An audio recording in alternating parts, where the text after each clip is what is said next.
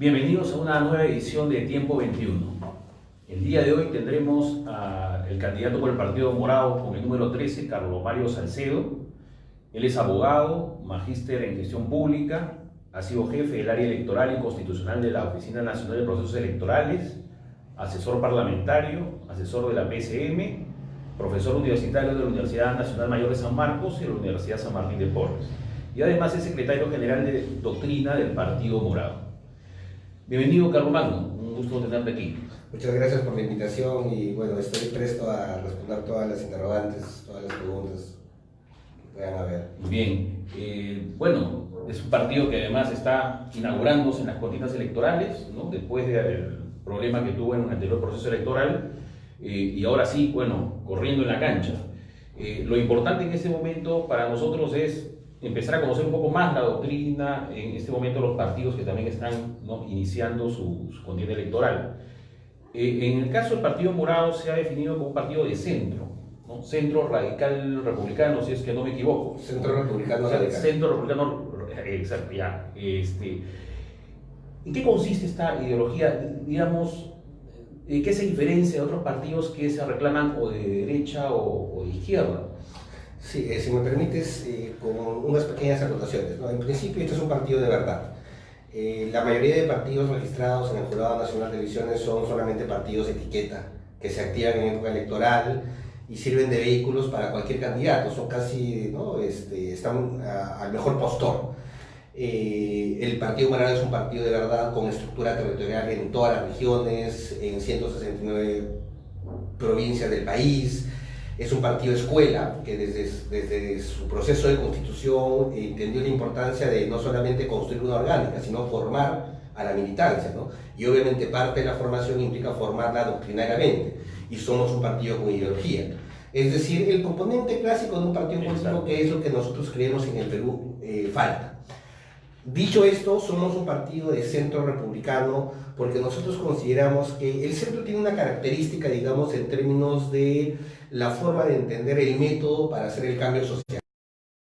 Se aleja de los extremos políticos, es decir, deplora, cuestiona extremismos de izquierda o de derecha, porque los extremismos suelen ser antidemocráticos, porque los extremismos suelen no excluir a la violencia como una posibilidad de acción política, y en el centro, digamos, sí se considera que la política es un espacio de diálogo, es un espacio de encuentro en el cual tú tienes que interactuar con otros sectores como la derecha y la izquierda, pero no para destruirlos, sino para tratar de encontrar consensos, ¿no? Entonces ese es un primer aspecto. Somos un partido de centro radical porque no es por oportunismo electoral. Consideramos que en el centro es un espacio que tiene un valor en sí mismo, o sea, no significa ser ni chicha ni limonada o ser tibios, porque ser de centro también implica en muchas circunstancias tomar posturas claras, ¿no? O sea, tomar definiciones. Por ejemplo, en la lucha anticorrupción no hay medias tintas. O estás con la corrupción o estás en contra. Ahí no puedes llegar a ambivalencias.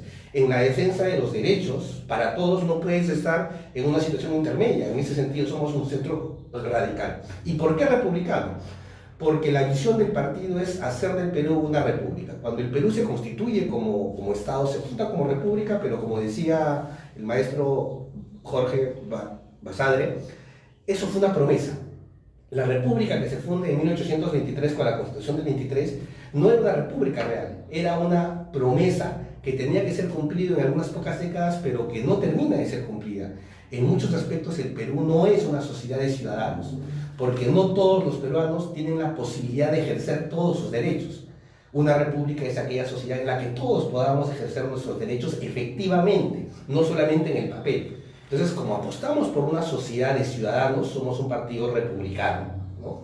Digamos, esos son algunas de las líneas. Obviamente, hay muchos más aspectos que pueden definir el republicanismo que podemos ir conversando, ¿no? Ahora, claro, es cierto, lo del centro, como tú lo planteas, en realidad nos trae cierta innovación en el sentido de evitar unas confrontaciones innecesarias o polarizaciones, ¿no? Pero también existe, digamos, en la mente de los electores centro derecha y centro izquierda. Por ejemplo, la socialdemocracia ha recogido algunas banderas de la izquierda, pero lo plantea en el marco constitucional y en el marco de la democracia, ¿no? Toda la actividad política en un marco de la legalidad, alejada de los extremismos violentistas. Y en el caso de la centro derecha, bueno, eso es un poco menos definido, pero se plantea también como la defensa de las libertades económicas, pero con una democracia pues, también sólida, ¿no? Respetando la institucionalidad democrática, por decirlo de otra manera. En ese sentido, cuando hablamos de centro, recoges algunos elementos, tanto de la izquierda como de la derecha, en esta simplificación, digamos, del espectro ideológico. Sí, de hecho en el partido hay gente que yo definiría como liberales democráticos, gente que le pone un poco más énfasis a la necesidad de políticas más pro mercado, pero también hay gente dentro del partido que viene de una tradición más de una izquierda democrática que le pone más énfasis a la igualdad. Así es. Y yo creo que eso es sano además en un partido. O sea, parte de la institucionalidad política en los partidos es que desarrollen, digamos, por lo menos dos vertientes que se van equilibrando mutuamente, ¿no? Que no se excluyen, sino que encuentren sus complementos, ¿no? Yo personalmente creo que en este momento del partido y en este momento del país hay que ponerle más énfasis al lado de la centroizquierda, me parece. ¿Y esto por qué? Porque creo que... Más igualdad, o sea, la tendencia hacia a la igualdad, a la búsqueda de igualdad. Y en eso también aprovecho para enfatizar en un aspecto del republicanismo que es fundamental. El republicanismo es defensa de las instituciones, de la democracia, del Estado de Derecho, pero también es la búsqueda de la igualdad. En una sociedad tan desigual como la nuestra, ¿qué implica la búsqueda de la igualdad? Implica combatir todas aquellas taras sociales, formas de discriminación, de que limitan el ejercicio de derechos. Por ejemplo, el machismo hay que combatirlo. ¿Por qué? Porque el machismo lo que te dice es el hombre es superior a la mujer. En una sociedad republicana tiene que haber igualdad entre hombre y mujer, y por eso somos feministas. En una sociedad republicana como la nuestra, que aspira a serlo, tenemos que combatir el racismo. ¿Por qué? Porque el racismo es una forma, es un desajuste social por el cual un grupo cree que está en una situación superior por un tema étnico. Entonces hay que combatir el racismo, ¿no? Pero también está el tema socioeconómico. En una sociedad como la nuestra, en que la mayoría de la población recibe servicios públicos de mala calidad, mala salud, mala educación, lo que necesitas es apostar decididamente por buscar servicios públicos de calidad para todos. Y en el aspecto de la educación, por ejemplo, es donde quizás tengamos tiempo para hablarlo, porque es una de las banderas que yo he cogido. Creo que tenemos mucho que trabajar para lograr de que la educación en el Perú deje de seguir reproduciendo la desigualdad. En el Perú tenemos un gran problema en que tenemos una educación para los pobres, una educación pobre dirigida a los pobres y que mantiene la pobreza, ¿no? La gente que pasa por ese sistema educativo muy difícilmente puede, digamos, salir de ese círculo, y eso tiene que ver con un rol del Estado. Ahora, servicios de mejor calidad, mejor educación, mejor salud, mejores servicios de transporte, ¿no? Que además es otro déficit grande que tenemos en el país. Tenemos un transporte que no está diseñado para seres humanos, ¿no? Por decirlo de alguna manera. Así es. Entonces, son servicios que requieren recursos, ¿no es cierto? Así es. Y por otro lado tenemos que los recursos muchas veces son necesarios en la medida de que, digamos, para cubrir estas necesidades, por decirlo de otra manera, necesitamos inversión extranjera. Necesitamos una promoción entonces de la actividad privada. Si necesitamos una promoción de la actividad privada, existen también ciertos conflictos sociales asociados a esa inversión privada, concretamente minería, por decirlo de alguna manera. Está esta digamos, contradicción entre yo necesito mejores servicios públicos, pero a la vez necesito más inversión, necesito más recursos, necesito promover la inversión privada. Ahí chocamos también con los intereses de algunas comunidades. Así es. Tenemos un país muy conflictivo respecto a eso, ¿no? Como sabes, la mayor cantidad de conflictos sociales que existen en el país están asociados a conflictos socioambientales, ¿no? Y concretamente actividad minera. ¿Cómo está resolviendo en esta perspectiva de este centro democrático en el que se trata de equilibrar libertades e igualdad, ¿no? ¿Cómo se está resolviendo, o cómo están resolviendo ustedes, ¿no? esta compleja realidad que tenemos en el país? ¿Qué es lo que propone el Partido Morado? En términos conceptuales, lo que tenemos que partir es de una definición de la relación entre el Estado, el rol del Estado respecto del mercado. Y yo creo de que eso hay que repensarlo, porque si bien es cierto, en los 90 era necesario apostar por una inversión para salir de la gran crisis económica en la que nos había dejado el gobierno del primer García, pero digamos, en estos momentos no se puede promover la inversión a cualquier costo. Y yo creo que el Estado peruano debería tener toda la posibilidad de plantear las condiciones de la inversión minera. No se puede hacer una inversión minera contra la comunidad y lamentablemente, y eso es uno de los graves problemas del país, muchas veces el Estado, en lugar de estar al servicio de la República y de todos, empresarios y comunidades, ha tomado partido en los hechos por la inversión y se ha puesto de guardián, de guachimán de la inversión minera contra la comunidad. Y eso es algo que tiene que cambiar. El rol del Estado en eso es buscar una condición en la cual todos ganen, en el que en efecto tiene que haber inversión minera, pero que esa inversión minera, primero, que no genere efectos negativos en las comunidades y que por el contrario sí les genere posibilidades de desarrollo. Por ejemplo, el caso de las Bambas me parece muy emblemático, ¿no? En un primer momento las Bambas es apoyada por las comunidades porque ellos ven una posibilidad de desarrollo, pero cuando la empresa original vende sus acciones a los chinos, se cambian las condiciones, ¿no? Y se violan acuerdos ya asumidos, como el mineroducto.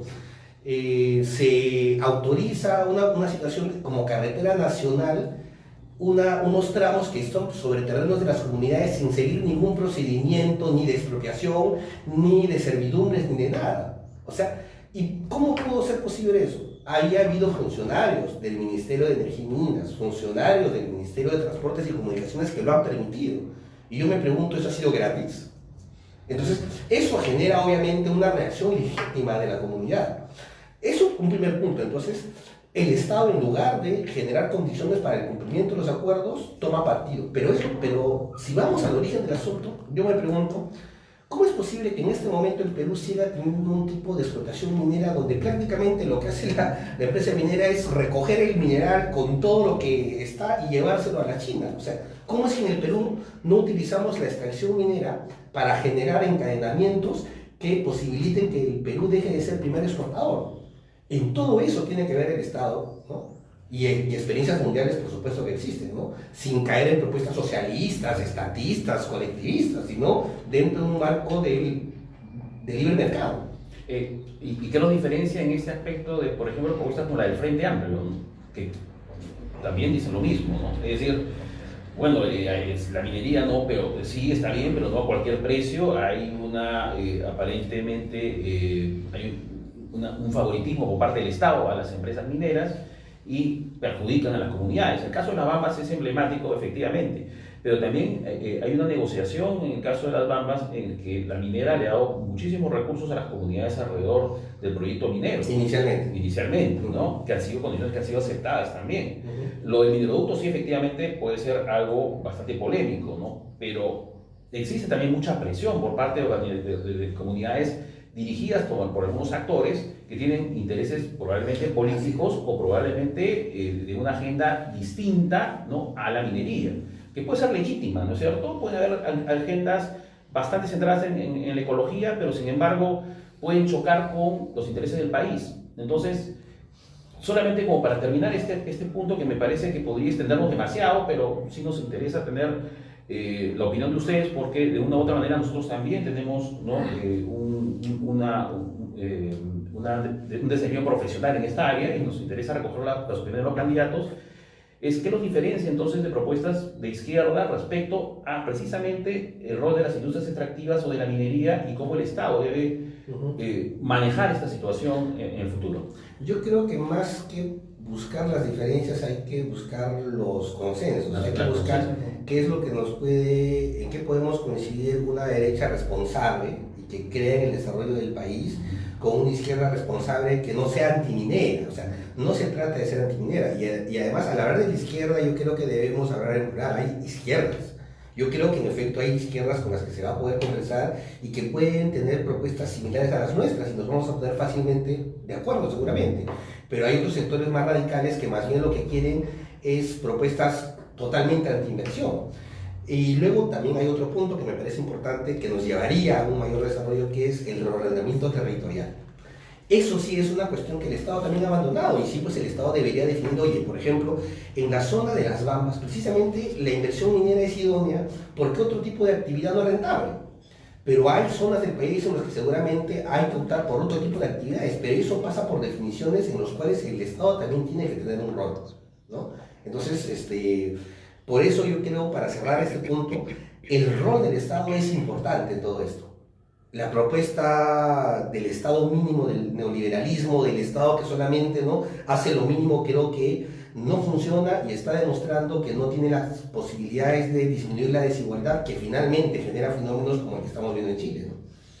Ahora, el Partido Morado tiene una agenda parlamentaria ya definida. Es uno de los pocos partidos que ha presentado ya por escrito, si no me equivoco, no está este documento, ¿no? Así es. ¿Podrías decirnos a grandes rasgos cuáles son los puntos principales de esta agenda para un periodo tan corto, ¿no? como el parlamentario, este periodo excepcional que tenemos, ¿no? Y quizás, ¿no? ¿Qué agenda parlamentaria ustedes piensan que se puede proyectar hacia el próximo Parlamento también, ¿no? O sea, porque me imagino que son líneas que no necesariamente se van a votar en este poco más de un año que tenemos de Parlamento con este proceso, ¿no? A ver, el Partido Morado tiene una agenda de 44 propuestas legislativas agrupadas en 8 grupos, ¿no? Un primer paquete del grupo yo diría que es la línea institucional. Tiene que ver con la lucha anticorrupción, tiene que ver con la reforma del Congreso, con la reforma política asociada, digamos, tiene que ver con la democracia, con una democracia amenazada por la corrupción y respecto del cual hemos tomado claramente una posición en estos tiempos en los cuales el país, la sociedad peruana, está en una lucha, ¿no? O estás del lado de la corrupción vinculada a los partidos, a las grandes empresas, al sistema de justicia, que atraviesa prácticamente todo, entonces hay que continuar con la lucha anticorrupción, hay que continuar con la reforma de los partidos, por ejemplo, ¿no? Esa es una parte de la agenda. Y la otra es una agenda más social, que tiene que ver, digamos, con los servicios básicos, ¿no? Donde, por ejemplo, está la cuestión de la educación, que nos parece fundamental. Y siguiendo propuestas que tuvimos en el año 2016, por ejemplo, nosotros apostamos por la revolución educativa. Y yo creo que hay cosas que se pueden ir haciendo desde ya, ¿no? Tanto en aspectos de contenidos, ¿no? Como tiene que ver, por ejemplo, el enfoque de género, que es importante y que siempre lo hemos defendido, como con cuestiones que tienen que apuntar a ir generando el cambio para buscar una educación de calidad para todos. Porque no podemos esperar al siguiente gobierno para ya generar esas condiciones. Por ejemplo, tenemos un problema muy concreto, ¿no? En el pasado, yo creo que se ha avanzado y nosotros apostamos y tenemos a Daniel Mora en el equipo, por la reforma universitaria, pero fue un primer paso, definitivamente. Esto, por ejemplo, ¿qué es lo que ha generado? Y lo que estamos viendo ya que hay una serie de universidades públicas y privadas que no tienen la calidad para licenciarse. Entonces el asunto es, ahora como Estado, ¿qué hacemos con todos esos estudiantes que han sido estafados de alguna manera por pseudo universidades, ¿no? Entonces, ¿dejamos que el mercado lo solucione o el Estado tiene un rol? Nosotros creemos que el Estado tiene un rol. Yo tengo, por ejemplo, sobre ese punto una propuesta bien concreta, que es que básicamente las mejores universidades públicas del país, no voy a mencionar nombres para no, pero digamos, solas o en consorcio, asuman la administración de las universidades públicas que deben cerrar por mala calidad y las conviertan en sus filiales. Y al convertirse en sus filiales, obviamente, eleven sus estándares, ¿no? Y que además, ¿eso qué va a permitir, no? Que se genere una oferta educativa y que amplíen las vacantes. Ahora, eso que implica obviamente recursos desde el Estado, ¿no? Entonces, en muchos lugares, ¿por qué los estudiantes van a las privadas de mala calidad? Porque no hay una oferta pública tampoco. Entonces, esa es una parte de lo que hay que hacer. Otra cuestión, hablando de la educación superior, es no solamente pensar en la educación universitaria, en realidad tendríamos nosotros que haber trabajado una ley general de la educación superior. Los institutos técnicos, por ejemplo. Donde entran las universidades, los institutos, las escuelas superiores, ¿no? Y un poco empezar a cambiar esta idea de que la educación superior solo es la universidad, ¿no? Entonces yo creo que hay que empezar a ver las cosas de manera más integral y eso implica pensar las cosas como políticas de Estado, ¿no? Y yo creo que hay algunos avances importantes que se pueden ir haciendo, ¿no? El CINEAS estaba en un primer momento diseñado para eso, ¿no? Es decir, para establecer estándares de calidad o acreditación en educación básica, educación técnica y educación superior. Claro, pero digamos, eso hay que darle más fuerza, ¿no? Por ejemplo, nosotros actualmente tenemos un sistema del SUNEDO que quizás debería estar integrado en una sola entidad, ¿no? No sé si necesariamente lo mejor es tenerlos por separado, pero también a nivel de la educación básica tiene que haber una entidad que se encargue de evaluar el tema de la calidad educativa. O sea, las sociedades que son repúblicas lo que tienen es un sistema educativo que iguala a las personas, ¿no? Un colegio donde van a estudiar, digamos, ricos y pobres, donde se encuentran, donde se construye ciudadanía, ¿no? En el Perú la educación segrega La educación construye ciudadanías de segunda clase y de primera clase, ¿no? Entonces, porque, claro, existe un grupo de personas que puede educarse en instituciones que tienen cierta calidad, ¿no? Acreditada a nivel incluso internacional, pero muy cara. Y muy cara, bastante cara, ¿no? Y por otro lado, ciudadanos que tienen muy pocos recursos y que no tienen otra alternativa que acceder a una educación de pésima calidad. Y finalmente, esto construye ciudadanos que a la hora de acceder a un trabajo van a acceder forzosamente a trabajos muy calificados y por otro lado trabajos que prácticamente explotan a las personas, ¿no? Y los tratan de manera prácticamente inhumana, por decirlo de alguna manera. ¿Qué otra propuesta como Carlomagno Salcedo en este periodo parlamentario que se avecina nos puedes presentar? El sistema educativo es lo principal, va a jugar con el proceso. Lo otro tiene, digamos, que ver con este mix anticorrupción y reforma de los partidos principalmente. O sea, una cuestión, por ejemplo, sobre el financiamiento de los partidos. Concretamente, uno de los orígenes de la corrupción en la política es que los partidos han quedado hipotecados a los grandes grupos de poder económico con todo lo que estamos viendo. O sea, la danza de millones que se destinan en las campañas electorales y que en la práctica hipotecan a estos partidos al poder económico. Y por lo tanto, los legisladores o los gobernantes que llegan por esos partidos no sirven a la patria, sirven a sus financistas.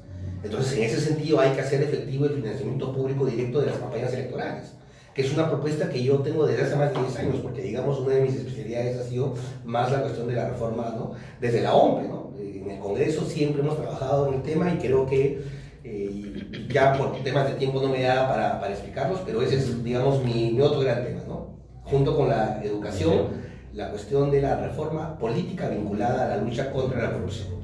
Perfecto, ahí tendríamos un programa más para hablar sobre esas reformas, sobre todo financiamiento de partidos políticos, que es muy polémico, ¿no? Porque de una también u otra manera estamos pasando un esquema en el que ya no pueden ser financiados los partidos políticos por organizaciones o personas jurídicas, solamente pueden ser financiados por personas naturales.